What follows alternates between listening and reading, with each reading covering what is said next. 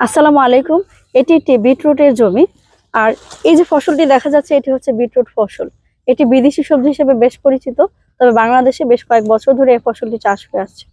তবে এর যে পরিচিতি এখনো সর্বসাধারণের কাছে সেভাবে পূর্ণতা পায়নি।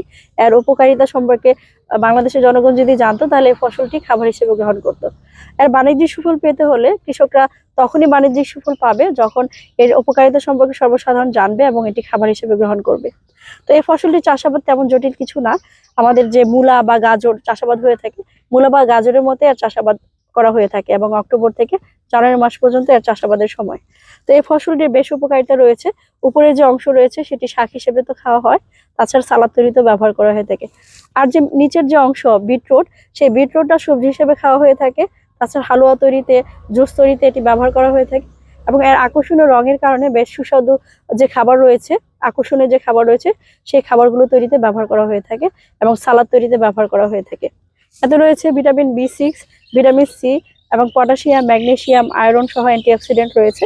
ভিটামিন বি6 শিশুদের মানসিক বিকাশে সহযোগিতা করে থাকে, তাই শিশুদের খাদ্য তালিকায় এই খাবারটি রাখতে পারেন। তাছাড়া এতে যে বিদ্যমান আয়রন, সেই আয়রন আমাদের যে রক্ত শূন্যতা, সেই রক্ত শূন্যতা দূরীকরণও সহযোগিতা করে থাকে। ধন্যবাদ।